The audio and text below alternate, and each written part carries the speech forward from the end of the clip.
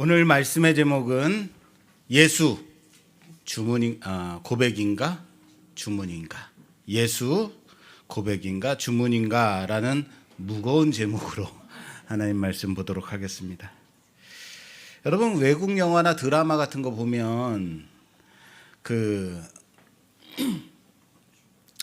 이런 어떤 충격적인 일을 당하거나 어떤 일이 딱 발생했을 때 오 마이 갓 이런 거, 또는 지저스, 이거는 좋은 말이 아니에요. 그럴 때 쓰는 이런 대사들을 쉽게 보죠. 외국인들 이런 말 잘 쓴단 말이에요. 이건 그들이 신앙이 있어서 하는 말이 아닙니다. 습관적으로, 관용적으로 입에 붙은 말인 거죠. 우리 신앙인들도 그런 말 하잖아. 아이고 주여, 이렇게 넘어지거나 이럴 때 하거나, 또는 깊은 한숨과 함께 내뱉는 말, 아버지. 이거 정말로 여러분들 주님을 부르는 말인가요? 그럴 수도 있고 아닐 수도 있고. 그런데 이렇게 말하는 것이 과연 예수의 이름을 고백하고 있는 것인가? 아니면 그냥 습관처럼 입에 올리는 그런 말들인가? 좀 생각해 볼 필요는 있겠죠. 예전에 이제 제가 돌아다니면서 그냥 혼자서 이렇게 흥얼흥얼 노래를 부르면 꼭 찬송가를 부르고 다녔어요. 20대 때는 가요를 많이 부르는 세대인데, 근데 그때 저는 이제 찬송을 막 부르고 다니는데 내 옆에 이제 같이 다니던 한 친구가, 야, 너는 찬송가 그렇게 함부로 불러도 되는 거라고 생각해라고 저한테 뭐라 그런 적이 있어요. 함부로 불러도 되는 건가요? 근데 저는 그때 이렇게 말했어요. 그래도 내 입술에 하나님의 고백의 찬양이 있는 게 얼마나 좋아. 가요가 아니라. 물론 여러분들 아이고 주여 이렇게 말하는 것이 잘못됐다고 말하는 것은 아닙니다. 근데 우리 입술에 이런 고백들이 과연 고백으로 나오는 것인가 습관으로 나오는 것인가 생각해 볼 필요는 있다는 거예요.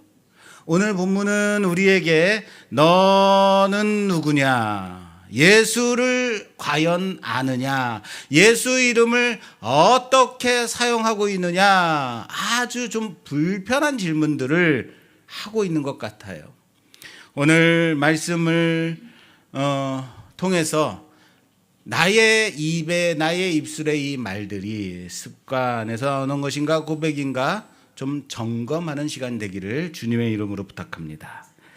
지난주 우리는 2차 전도 여행의 마무리를 보면서 바울의 발걸음이 다시 3차 전도에 다시 새로운 시작으로 시작되는 그 문턱에 있었던 것을 봤습니다.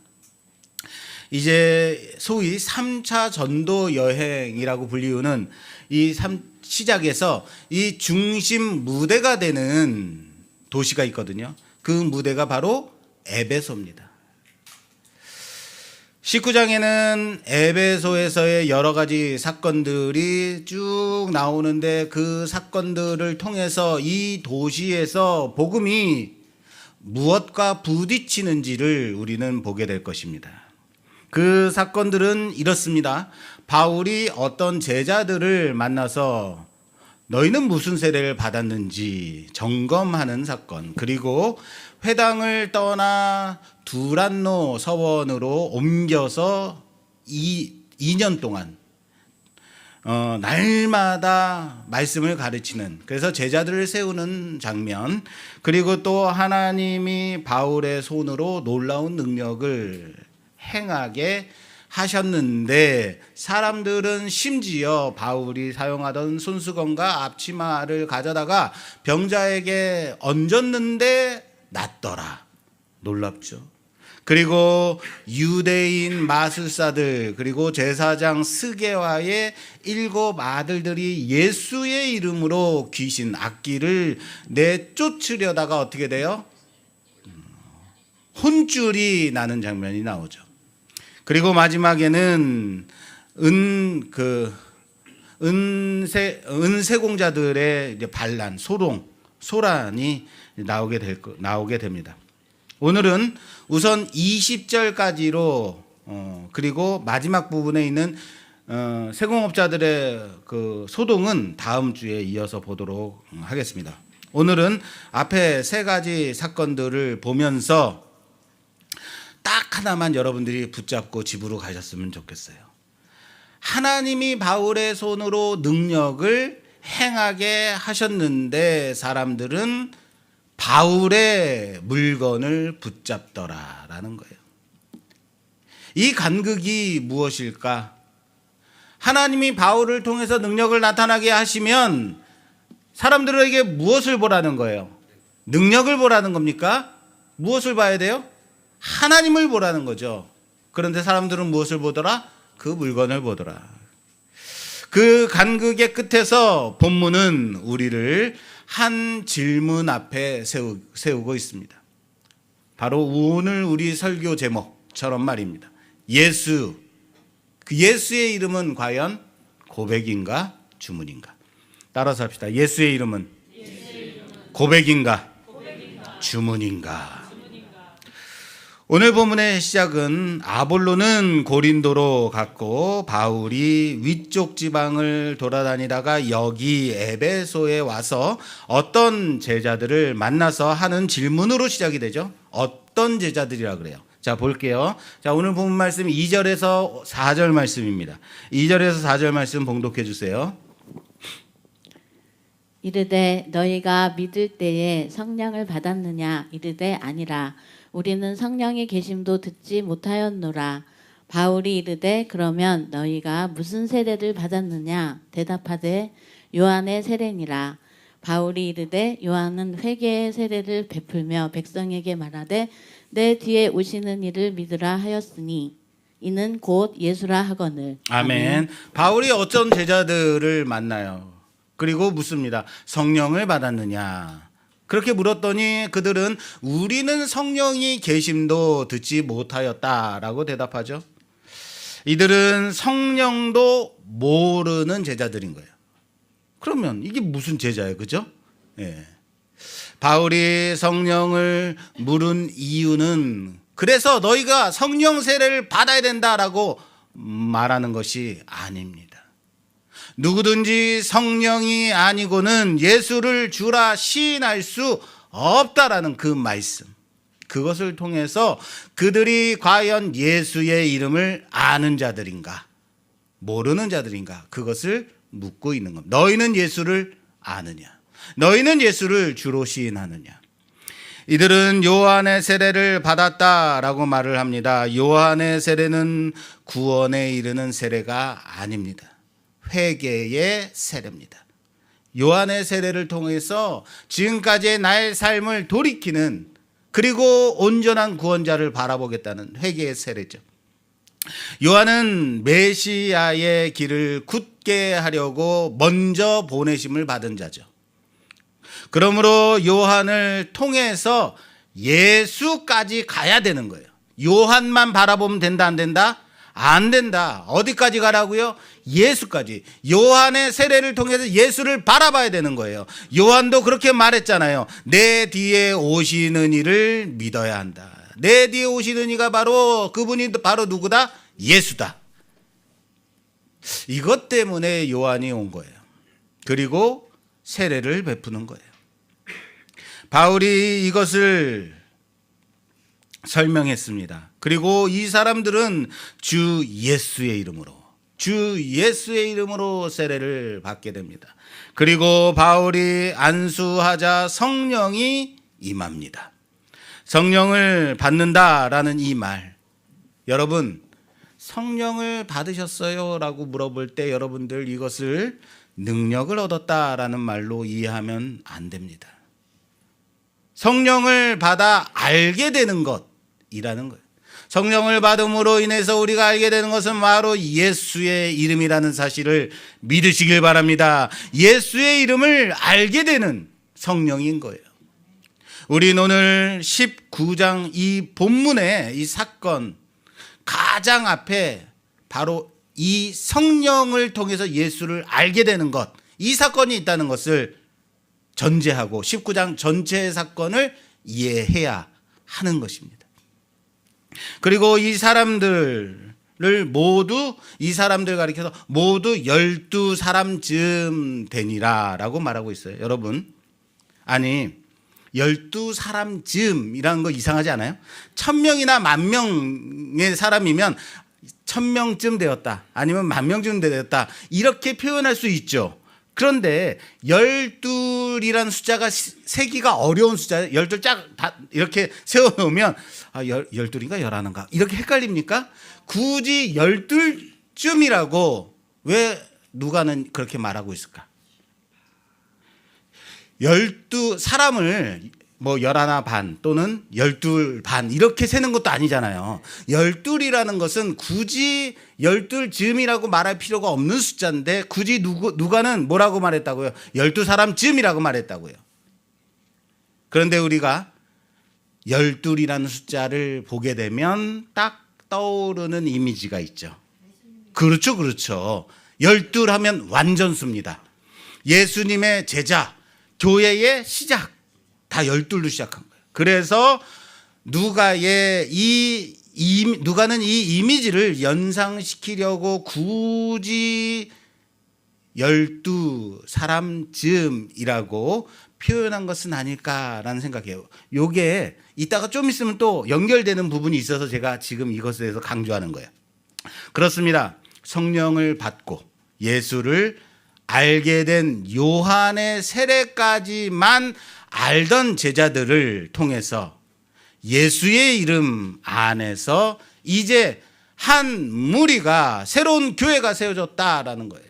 이게 에베소 사건의 첫 번째 사건이다.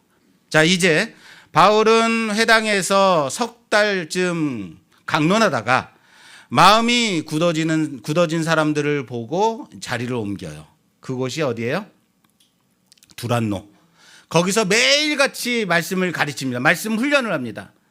두란노 서원에서. 그리고 제자들을 세웁니다. 날마다 강론해요. 날마다 말씀을 가르쳐요. 여러분, 여기 두란노 서원이라고 하니까 두란노 이름이 우리에게는 출판사처럼 그렇게 떠오를 수 있어요. 그런 분들도 있습니다. 두란노 서원. 그렇죠? 두란노. 그런데 이 성경의 이 두란노는 지명이 아니라 출판사도 아닙니다. 예. 티라노스라는 사람의 이름이에요. 티라노스. 예. 아마도 이 사람이 바울이 가르치는 그 강의실 또는 어떤 공간을 빌려준 건물주의 이름이었다라고 학자들이 추정합니다. 그래서 저희가 지난번 그 바울의 길 성지순례 갔을 때 두란노 서원이 없어요, 거기에. 예. 바울은 회당에서 나와서 2년 동안 두란노 서원에서 제자들을 가르쳤습니다. 그 공간에서 제자를 세우는 겁니다. 말씀을 가르쳤다. 그 결과가 10절입니다. 아시아에 사는 유대인이나 헬라인이나 다 주의 말씀을 듣더라. 아시아에 사는 유대인이나 헬라인이나 다 주의 말씀을 들었대요. 아시아에 사는 유대인이나 헬라인 모두 다 들었대요. 이거 너무 과장 아닙니까? 좀 심하게 과장한 듯해요. 물론 저도 그렇게 과장할 때가 참 많습니다. 근데 누가는 좀 심했다. 모든 사람이 들었다는 얘기 아니에요. 그렇지만 이것은 바로 에베소 사역의 중심이 어디에 있다? 말씀 사역이었다. 그것을 강조하는 거예요.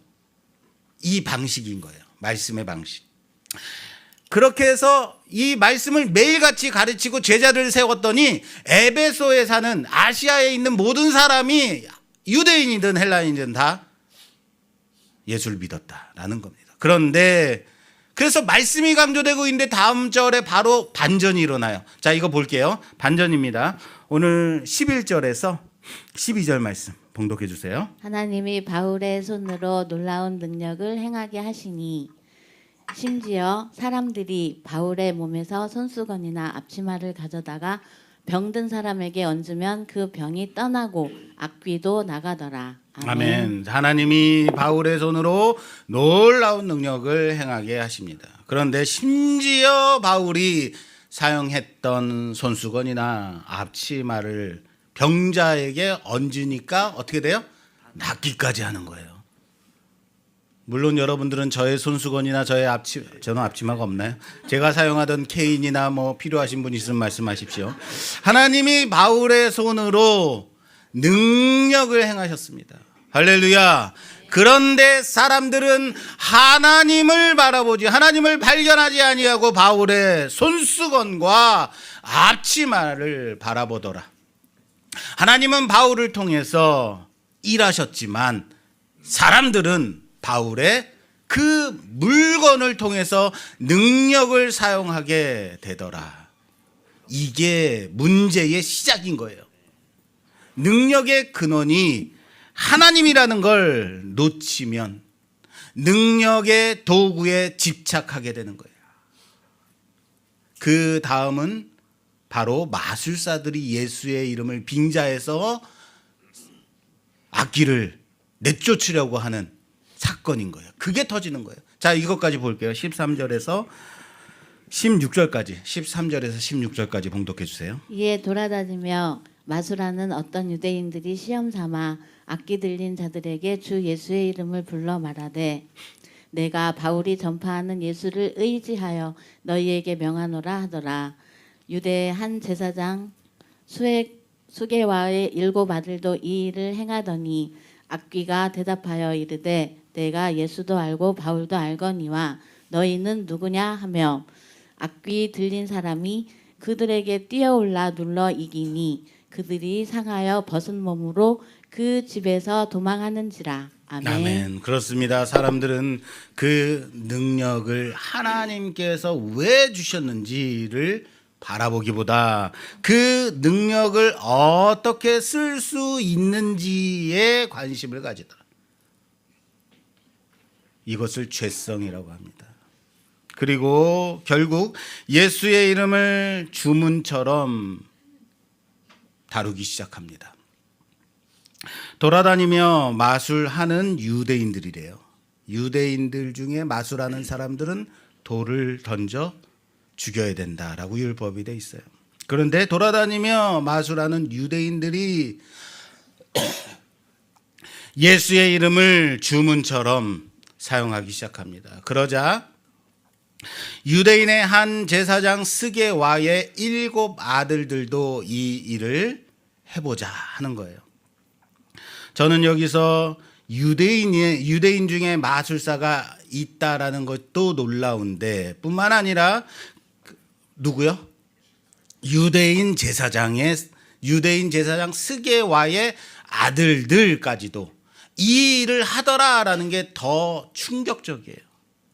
이건 아빠가, 저는 이제 목사인데 여기서 이제 예배 드리고 그러고 있는데 아들이 옆에 절에 가가지고 수리수리 마수리 이거 하는 거, 이런 충격이에요, 여러분. 얼마나. 성윤이 그럼 절대 안 돼요. 자, 앞에서 하나님이 바울의 손을 통해 능력을 나타내시는데 거기에 뭐가 써 있었냐? 심지어라고. 그가 사용하던 손수건과 앞치마를 병자에게 얹으니 낫더라. 심지어라고. 그런데 저는요, 이 심지어가 여기 마술하는 유대인 뿐만 아니라 제사장의 아들들, 심지어 그 아들들까지도 그런 일을 하더라라는, 이렇게 읽고 싶어요. 얼마나 충격적입니까? 스게와의 7 아들들에게 악기가 말합니다. 내가 예수도 알고 바울도 아는데 너희는 누구냐? 이게 본문의 핵심 포인트입니다. 예수의 이름을 말한다고 다 같은 게 아니라고요. 예수의 이름을 입에 올린다고 그 이름이 내 고백이 되는 게 아니는 거예요. 귀신이 말하는 것은 이겁니다. 내가 예수는 안다. 바울도 안다. 그런데 너희는 누구냐? 너희는 그 이름과 무슨 상관이냐? 너희는 그 이름 아래 속한 자냐? 그 이름을 이용하는 자냐? 악기 들린 사람이 그들에게 뛰어올라 억누르고 이기니 그들이 상하여 벗은 채로 도망하니라 라고 끝나요. 누가는 일부러 벗은 채로 도망했다라는 말을 붙여놓고 있다고 봐져요. 왜요? 벗은 채로 도망했다? 수치가 드러나는 순간이죠. 여러분, 고대 그 사회에서는요, 옷이 신분이었어요. 그래서 어떤 옷을 입었냐를 보면서 아, 이 사람은 고위층이다, 아, 하층민이다, 이것을 알게 했어요. 제사장 집안 사람이라고 자랑하던 그 옷이 벗겨졌습니다. 그 채로 도망한 거예요. 왜냐하면 신앙을 관계로서가 아닌 내가 이용하는 수단으로서만 이해하게 되면 결국 그 사람의 내면이 드러날 수밖에 없다라는 것입니다. 그렇습니다. 예수의 이름을 주문처럼 이용하려던 사람들은 도리어 그 이름 앞에서 자기 정체가 드러나게 되는 것입니다. 사랑하는 여러분, 우리들은 어떻습니까? 예수의 이름을 말하는 너는 과연 누구냐? 너는 그 이름을 고백하는 사람이냐? 그 이름을 이용하는 사람이냐? 이 장면이 남 얘기 같지 않아요. 우리도 예수의 이름을 얼마나 많이 이용하고 있지는 않습니까? 그런데 예수의 이름을 부르는 방식이 늘 고백, 예수가 나의 주인이십니다. 예수님이 나의 주권자이십니다. 나의 구원자입니다. 라고 고백하고 있느냐? 그렇지 않더라는 거예요. 예수의 이름을 부르긴 부르는데 그 이름 아래 내가 무릎 꿇고 있지 않다면, 그 말씀에 순종하지 않다면, 그 이름을 이용하려고만 한다면, 여러분, 우리 언제 예수 이름 불어요? 급하면 아이고 주여, 하나님 찾고, 불안하면 예수 이름 갖다 붙이고, 원하는 게 생기면 그걸 위해서 예수 이름 붙들고 늘어지진 않습니까? 과연 하나님의 뜻이 무엇인가? 하나님이 과연 내게 무엇을 원하시는가? 그것에 관심이 우리는 얼마나 있는가? 그러면서 정작 그 이름이 요구하는 회개와 순종이 우리에게 있는가? 점검하는 시간 되길 바랍니다. 예수의 이름은 기도 끝에 붙이는 마침표가 아닙니다. 예수의 이름은 관계입니다. 따라서 합시다. 예수의 이름은 관계입니다. 주님과의 관계라고요. 그래서 악귀가 던진 이 질문이 오늘 그대로 우리에게 묻고 있는다면, 너는 예수와 상관이 있는 자인가? 예수의 이름을 아는 자인가? 예수의 이름을 이용하는 자인가? 악귀가 스게와의 아들들을 몰라본 이유가 뭐예요? 그들이 예수와 관계가 없었기 때문인 거예요. 이름만 빌렸습니다. 그게 주문입니다. 이름만 불렀으면 주문이 되는 거예요. 여러분, 교회 안에서 비슷한 일이 벌어진다면요, 신앙이 관계가 아니라 기술이 될 때 문제가 됩니다. 어떻게 기도하면 응답이 빨리 되는가? 일주일. 어떤 집회에 가면 뭔가 된다더라. 그 집회 가서 기도해야지만, 어떤 자리에 앉아야지만, 어떤 말로 선포하면 상황이 바뀐다더라. 그렇게 신앙이 기술이 되면 예수의 이름 또한 단지 주문이 되는 것입니다. 사랑하는 여러분, 주문은 중국집에서 외치는 거예요. 여기 짜장면 늘 짬뽕 하나. 교회에서 주문하면 된다 안 된다? 교회에서 주문할 때는 목사님 커피 2잔이요 할 때만 주문하십시오. 그렇습니다. 예수의 이름은 고백이어야 합니다. 옆 사람과 인사죠. 예수의 이름은 고백이어야 합니다. 오늘 본문 서두에서 성령을 받은 제자가 굳이 몇이라 그랬다고요? 12사람 즈음, 12이라 그랬죠. 왜 12 완전수? 이거 놓치지 말라 그랬죠. 자, 완전수라 그랬어요. 그리고 여기서 굳이 스게와의 아들들을 몇 명이라고 하고 있어요? 7 아들들을. 자, 7 아들, 7 뭐예요? 완전수. 그런데 결과는 어때요? 완전 상반되죠.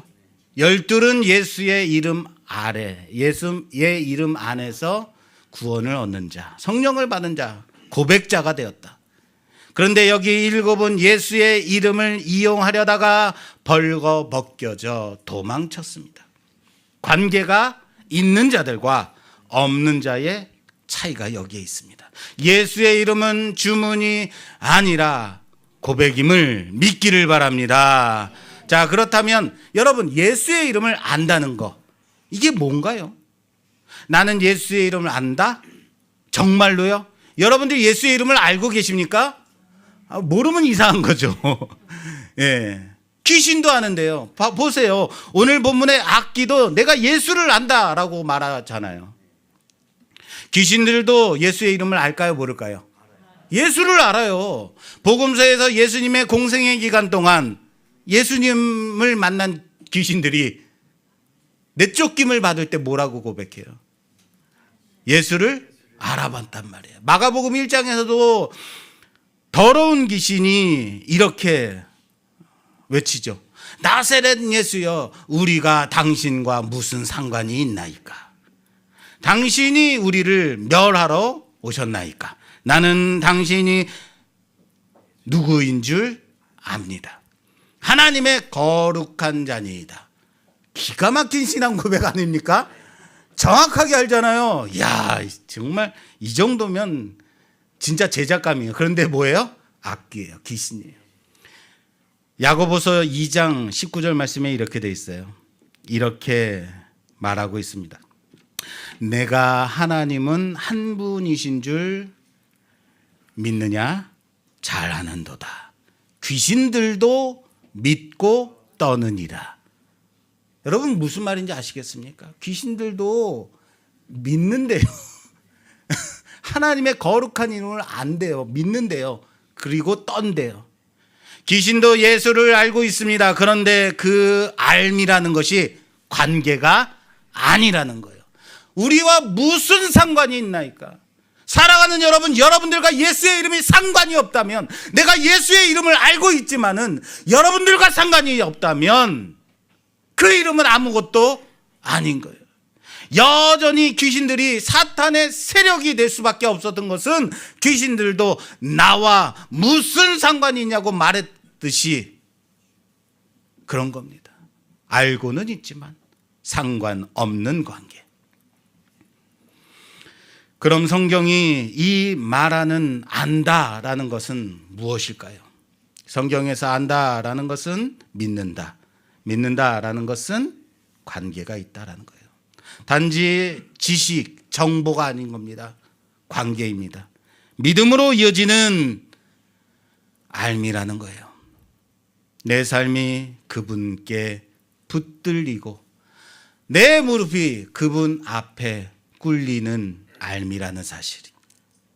그런데 알미, 내 유익을 위한 알미라면, 지식이라면, 내 이익을 위해서 문제를 해결하기 위한 도구로 전락되어 버리게 될 때 그것은 고백이 아니라 무엇이다? 주문이 되어버린다. 상관없는 관계가 되어버린다라는 사실을 놓치지 마십시오. 그래서 이게 무서운 겁니다. 내가 예수도 알고 바울도 알거니와 너희들은 누구냐? 예수를 안다고 하는 너희는 과연 누구냐? 상관이 있느냐? 예수 이름을 말하는 너희는 정말 예수의 이름을 너희와 관계 있는 이름으로 고백하는 것이냐? 그래서 이 사건의 결론이 어떻게 되는지 한번 찾아볼까요? 자, 오늘 마지막 절입니다. 20절 말씀 봉독해 주세요. 이와 같이 주의 말씀이 힘이 있어 흥왕하여 세력을 얻으니라. 아멘.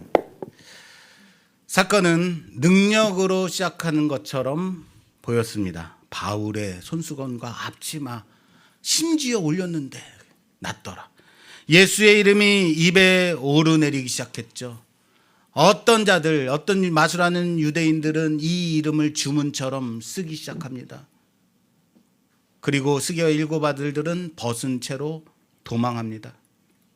악기의 세력도 있었고 마술의 세력도 있었고 사람들의 두려움이라는 세상의 세력도 있습니다. 그런데 누가는 이 모든 장면을 지나 마지막에 딱 하나를 말하고 있습니다. 따라서 합시다. 주의 말씀이 흥왕하여. 그 또 하나 붙입니다. 그 말씀이 세력을 얻었다. 여러분, 세력이라는 말 딱 들으면 이렇게 좀 이상하지 않습니까? 세력이라는 말은 우리가 보통 언제 써요? 세상에서 쓰는 용어잖아요. 그죠?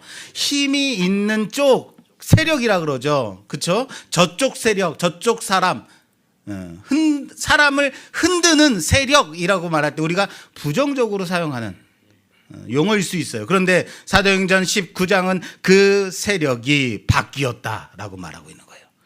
악귀의 세력이 사람을 벗겨놓을 때에 말씀은 사람을 세우고 있습니다.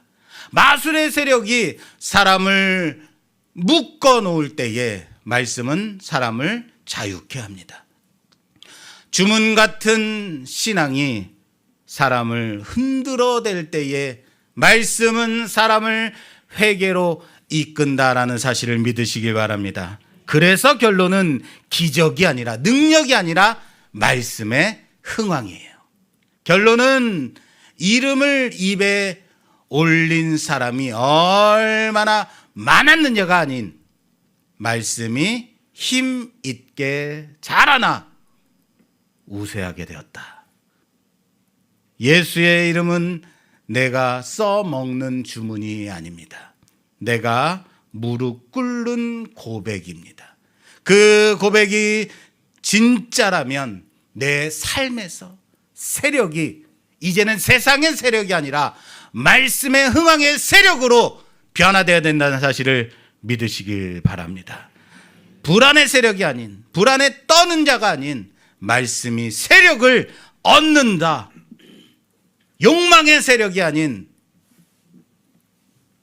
말씀이 세력을 얻는 자 되어야 된다는 사실이에요. 이것은 나만의 문제가 아니라 우리 교회 전체의 문제일 수 있어요. 우리 교회는 예수의 이름을 어떻게 사용하고 있는가? 기도 제목에서 예수의 이름만 붙이는데 급급한 것인가? 회개 없는 기도, 결단 없는 간구. 예배 때 예수의 이름은 부르는데 일주일 동안 그 이름 아래 살지 않는다면요. 스게와의 7 아들들과 과연 무슨 차이가 있느냐 말이에요. 예수와 관계 없는 교회가 되어버리는 것입니다. 오늘 말씀을 정리하겠습니다. 오늘 본문은 세 종류의 사람들을 보여주고 있습니다. 첫째, 성령을 받고 예수를 고백한 12 제자들. 둘째, 예수의 이름을 주문처럼 사용하는 사람들. 셋째, 마술책을 불사르고 과거를 끊고 돌이키는 자들. 다음 주에 이어서 볼 겁니다. 우리는 과연 어디에 속한 자들인가? 나는 지금 내가 고백하는 것은 주문하는 것인가? 나는 예수를 아는 자인가? 예수의 이름을 사용하는 자인가? 바울의 손수건, 바울의 앞치마, 그거 찾아다니지 마십시오. 주의 말씀이 내 안에서 세력을 얻게 하는 그런 삶을 살아가십시오. 우리 각자의 삶에서, 우리 교회 공동체 안에서 주의 말씀이 흥황하여 세력을 얻는 그 역사가 일어나기를 주님의 이름으로 부탁합니다. 예수의 이름은 주문이 아닙니다.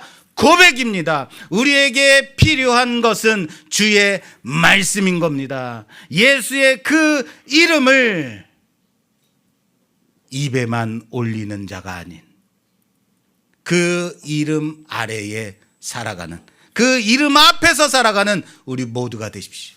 그래서 우리 안에서도, 우리 교회 안에서도 주의 말씀이 힘이 있어 흥황하여 세력을 얻는 역사가 일어나기를 주님의 이름으로 축원합니다. 축원합니다.